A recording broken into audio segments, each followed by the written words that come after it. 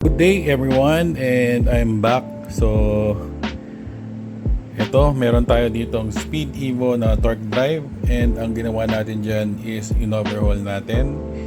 And meron tayo ditong electron microscope, and then meron tayo ditong video probe na ginagamit natin sa pag-check ng mga crack, micro cracks sa mga pulley, pag-check ng mga bearing sa loob.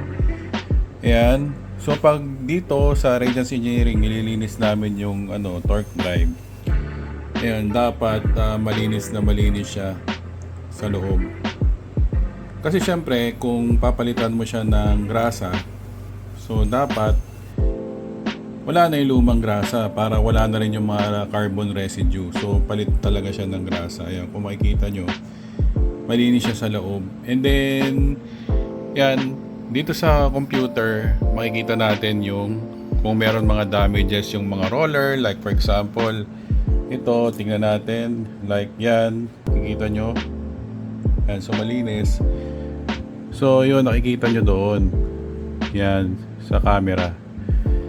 Yan, iikot mo lang yan para makita nyo kung may sira ba yung bearing, kailangan na mapalitan. Yung bearing nito na papalitan, so ipopost ko na lang kung ano yung bearing. Ayan, malinis na. Yung isa naman sa baba, ayun. Ayan. Kadalasan ito yung umiingay, yung bearing dito sa baba na yan. Yun, kitang-kita yung mga bearing. Ayan. So ito okay pa. Pag sinalat mo naman to ng kamay, malalaman mo na rin kaagad kung may problema yung bearing. Ayan. Diba? Pag meron sumasaya dun sa bearing, yun, kailangan ng palitan. Pero ito kasi, gusto ko lang din i-check kung talagang malinis na. Ayan, wala nang natirang grasa. So, pwede na siya ulit grasahan. Ayan, kung makikita nyo. Ayan, malinis. Malinis siya. So, yun, meron siyang circlip doon. Pero kailangan nyo muna tanggalin tong una, yung nasa dulo. And then, yung circlip para matanggal yung nasa dulo.